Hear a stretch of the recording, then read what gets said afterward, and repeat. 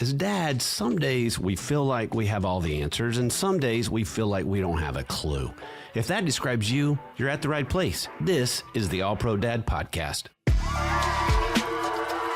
This is the All Pro Dad Podcast, and I'm your host, Ted Lowe, and I'm joined today by Barber. Graham, glad you're here. Great to be here, Ted. Thanks for having me. Mr. Mark Merrill, thanks for coming back, our president and CEO of All Pro Dad and Family First. Ted, I can't believe you're letting me on again. Thank you. You know stuff. He made the cut. You know stuff. We love having you guys today. This is an important topic. I think maybe some dads are seeing this topic and they're going, I don't know if this has anything to do with me. Where in reality, this has a lot to do with all of us. But the question of the week is, should I foster or adopt? And again, this is important for all of us, and we're going to give some reasons why a little bit later. But, you know, if you're a weekly listener, we just ask that you hang in. I'm with two guys that have some incredible stories that I think are going to be powerful for all dads. All three of us, to one degree or the other, have been in this world of adoption and fostering. We were sort of thrust into adopting, or not adoption, but fostering in 2015. We fostered our nephews, two of our nephews from 2015 to 2018. Long story there, but that was kind of the genesis of where we began our fostering journey. And then in 2022, we got relicensed as foster parents, and we've been fostering for the last 2 years.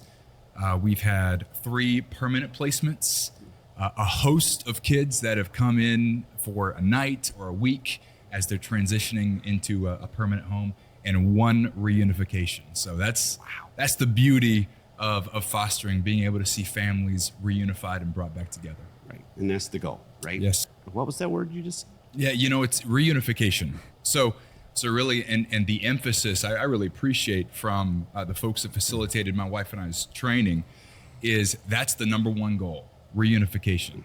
Does it always work out that way? No, right? There are circumstances where a child becomes eligible for adoption, right? Where reunification is no longer the goal. But reunification is the foster family bringing that foster child back to their biological parents. Gotcha. Good. Thank you for that. Yes, sir. Mark, what about you? We had 3 biological kids, and all of a sudden, Susan started talking about the A word, adoption. Uh-oh. And so we had actually said, okay, well, let's look at that, but maybe also about fostering. We went to a foster care class, and nothing came together there. We started talking about adoption in the state of Florida. Nothing came together there. And I was not real excited about it. And but I was like, okay, this is important to Susan. Let's just start walking down the path. And so Susan looked into this camp, and we said, okay, we'll host a couple of these kids for a 2-week period. And the idea was, if really things went well, then you could ultimately determine if you want to adopt them. So all that to say is that we did it. The kids that we really got attached to, and I still wasn't sold out yet, we had them, and another couple decided they were going to take them. So we did another camp a number of months later, and 2 of our kids that we ultimately adopted were there, and we took them in for a couple of weeks. And there was a long process that I won't go into right now, where we really prayed through, sought a lot of wise counsel in determining whether or not we should adopt these kids, which of course we ultimately did. At the time of their adoption, they were 12 years old and 9 years old. Mark, I've got to ask you, you've mentioned a couple of times this was more of Susan's idea. You didn't know if you were fully on board. What kept you taking steps forward in the process? Well, just like anything with Susan and I, we want to be open to things that are really important to one another. And again, I wasn't sure at the time that I would buy into it, but I wanted to at least honor her in making sure that we went through the process and see where God took us. And so really, ultimately, I was just walking on this journey with her to see where God would take it, and would my mind and would my heart change, which of course ultimately it did. We've got a weak sauce story compared to you guys. Our 3 bio kids, and then we had talked about adoption off and on, and we did the foster care training. We did a couple of those classes, thought maybe that was part of the journey. And like you said, Mark, it just didn't we didn't. I don't know why we didn't keep moving forward. I guess life did, and we missed it. But a very distant, non-blood relative had this little girl, and he was way older, and his wife had left, and he says at a get-together, I don't know what's going to happen if I pass away. And Nancy and I, zero prayers went, and I say that not proudly, but we were like, no, that'll be great. And within 5 months, that came true. And we've kind of teased, going, whoa, we should have prayed a little bit, but it was tough. But that has been one of the most rewarding journeys, but has also been one of the most challenging. Studies show, and I could not believe this when we were researching for this episode, that 30% of people in the United States is considered foster or adoption. Now, it doesn't play out like that. The ones that end up doing it is like 2 to 4%. So we really want to talk to those of you, hey, I've considered it, but I just don't know. And so our hope is that you get some information to go, okay, that kind of helps me. I hope we're having the kind of podcast that I wish I had before, just to kind of be prepared. Nobody prepared me. Disney movies about it were way off. So we're hoping this is not Disney, but it's still a very encouraging. What have been some of the challenges before we jump into some of the hopes? Sure. I think, Ted, one thing I share with my kids all the time is hey, you're the captain of your own ship, right? You're steering the ship in terms of your behavior, how you treat other people, and how you respond. You're steering the ship. What you don't control is what kind of water you got placed into, right? And sometimes that's sunny skies and smooth sailing, and sometimes it's a tropical storm. So I think the reality is a lot of our kids in the foster care system are starting in a tropical storm, and so they don't have the tools yet to sort of manage behavior, hey, where's my true north? So I think that's just a reality that foster parents are going to have to deal with. That we do have children coming in with that need significant behavioral interventions, but that's not a reason not to. Right, absolutely.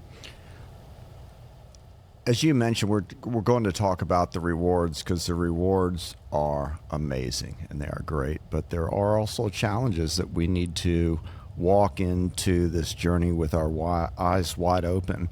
And in our situation, because our children were older, at 12 and 9 when we adopted them, of course, they had been through some really, really, really difficult stuff in Siberia. It was brutal what they went through. My son, he was 9 years old, as I mentioned, when we adopted him, and he came over, had never been to school. And so he started over here in the 3rd grade. And so he got to do the 3rd grade twice. Then he went to the 4th grade, and then he got to do the 5th grade twice. Then he went to 7th, skipped 8th, went to 9th, skipped 10th, 11th, 12th, graduated on time. Pretty amazing.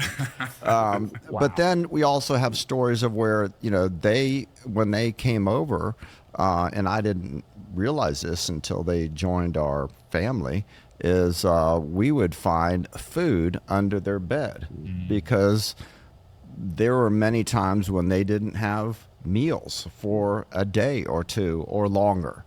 And so these are things that they came over with that we didn't think of before we adopted them, that they were hiding food. They came over when we got them at the airport. I'll never forget it. They walked off the plane and went through into the tunnel and came out, and we greeted them there. And here were 2 beautiful kids, but looked like they hadn't eaten in years. And all they had were the clothes that they had on and this little backpack. That was all of their worldly belongings.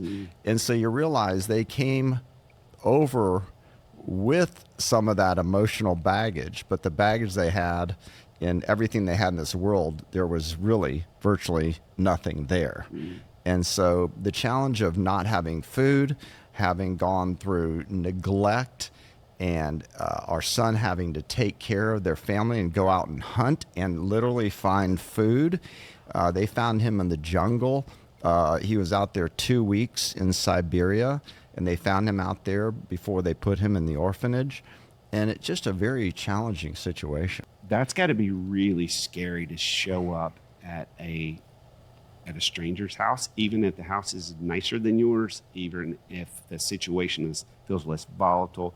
Make no mistake about it. I can't imagine how terrifying that would be for a kid. Yeah, it's terrifying. And then, for our kids, there was a couple things that we went through. It's like, okay, how do you discipline a child? That's a whole nother topic. And then you have for us, the whole attachment issue. And we can define that for us. And that's basically that a child that has been neglected all their life, they have a difficulty trusting anybody, especially when they get older, like our kids were. And so they're like, I'm not going to get too close to you. I'm not going to let you get too close to me because you're just going to leave me just like everyone else has. You're going to abandon me. And so that was something very significant that we had to go through. I remember our son one time, he just would get really mad and really angry about just small things or nothing. And I remember one time walking into his room, he was just yelling and screaming, really mad. And I walked in there, and all of a sudden, bam, across my head, it was a lacrosse stick. And he hammered me with a lacrosse stick. He was like 10 years old at the time. And I kind of was staggered, and he was just yelling and mad. And I just grabbed him in a big bear hug and just laid on top of him and held him on the ground. And he said, "You're not my father. I hate you. You're not my father." And I just looked him in the eye, grabbed his head, and I looked him right in the eyes, and I said, "Grant, I love you no matter what. I will never, ever, ever leave you. I will always be with you. Just like God is always with us. I will always be with you." And it wasn't just that one time. Then all of a sudden he said, "Oh, okay, Dad." Right. It took a number of those times where I looked him in the eye. I'm always with you. I'm always here for you. I'm always for you. I love you no matter what. And finally, after several years, he started believing that.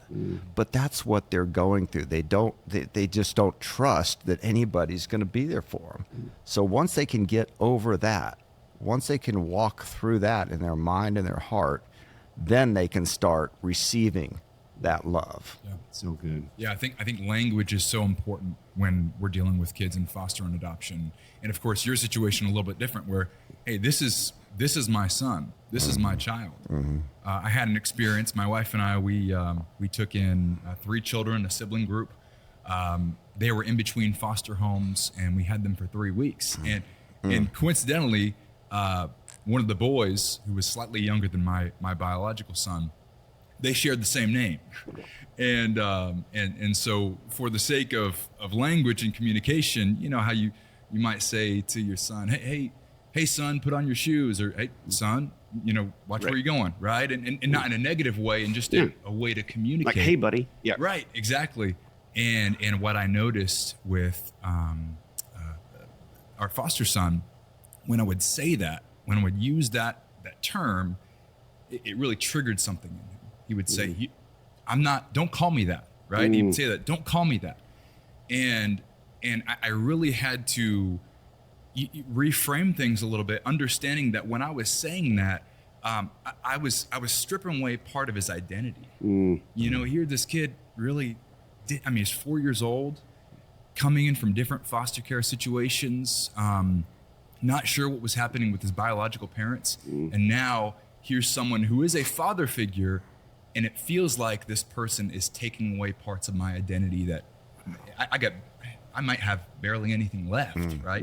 That's so powerful. So your point, if people are listening, just there's challenges, but there's just those moments. Like, you had to be sensitive to that and hear him and what he's saying, because it'd be so easy to go, how can that matter? Well, it mattered a whole lot. You know what? One thing I think about is because we're kind of generally talking about, well, I said they taught me so much more than I taught them, and they've done more for us than we've done for them. We're kind of talking generally, but very specifically, they taught me really how to parent. I thought I knew a little bit about parenting and being a dad.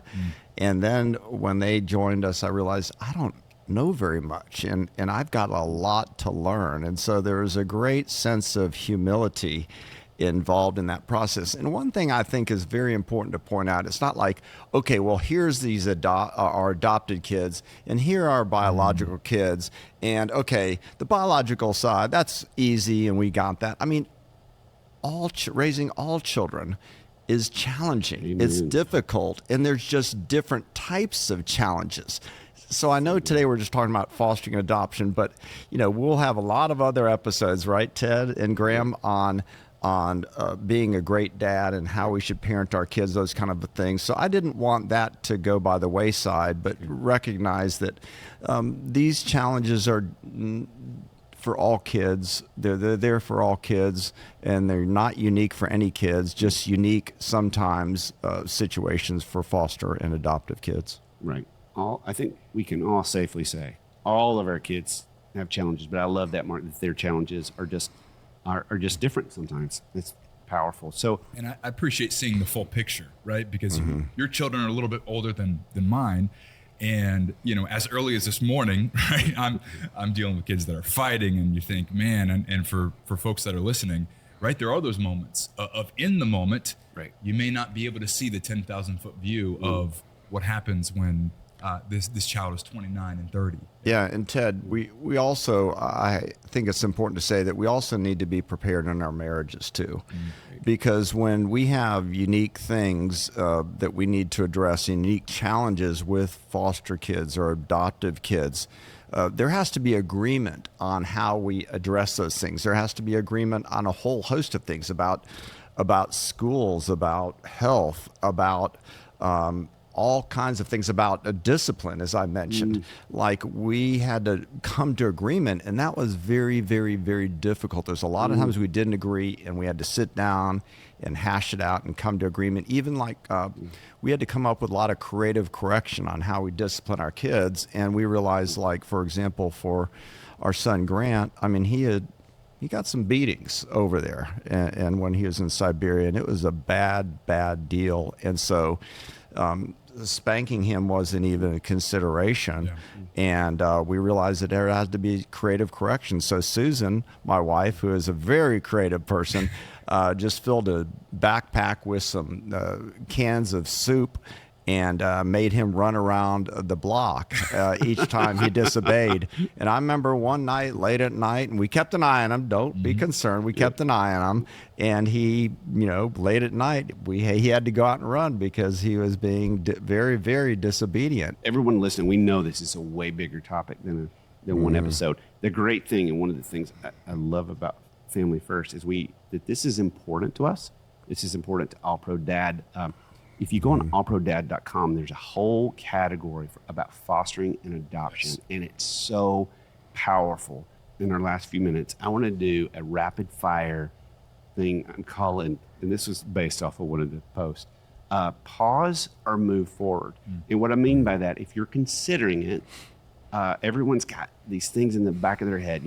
If we have we have 30% of people considering it, and only 2 to 4% people going through with foster and adoption, there's got to be a lot of mental space going on. This is not going to work because of this. And sometimes that's valid. A lot of times it's not. So I'm going to give you guys a phrase that someone may be thinking, and I want you to tell me, should we pause or move forward? And by the way, Ted, as a side note, it is easy to come up with all the reasons why you shouldn't. That's the easy thing. And so we have to determine, is this a barrier we really should and can overcome in all of these? Because otherwise we'll just kill it even before we start considering it. Well, obviously 97% of the country is good at talking themselves out of it, right? So there are a lot of reasons, though, Mark. Thanks for pointing that out. All right, here we go. Number 1, I will get too attached.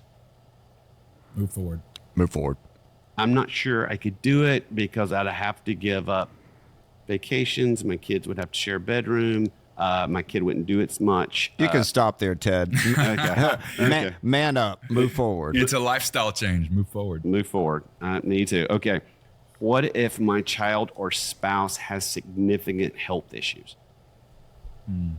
I'd say maybe a pause. Could be a pause. It could be a pause. Yep. I'm really busy. That can be changed.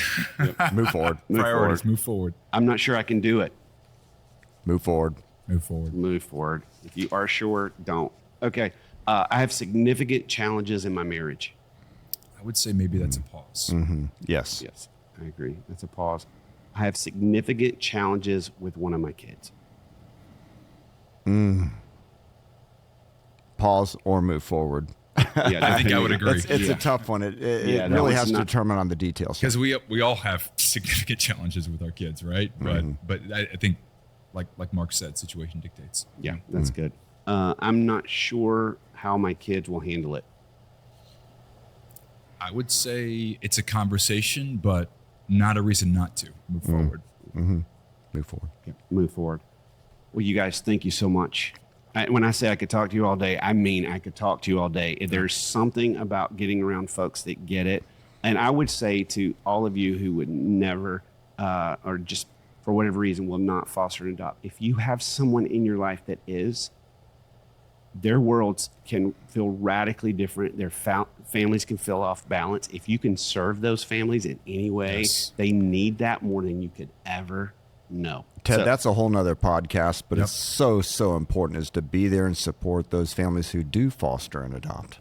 absolutely. And I would say our church community, our friend group has been incredibly supportive in us being able to foster. Yeah. Right. So I think our bottom line, and we always give a bottom line, is all kids want and need to be known and loved. Marcus, like you were saying earlier, it's just all kids have different challenges, but all kids want to be known and loved. So our pro move of the week, which we give you every week, is ask yourself, what is one thing you'd be willing to give up to change a life forever?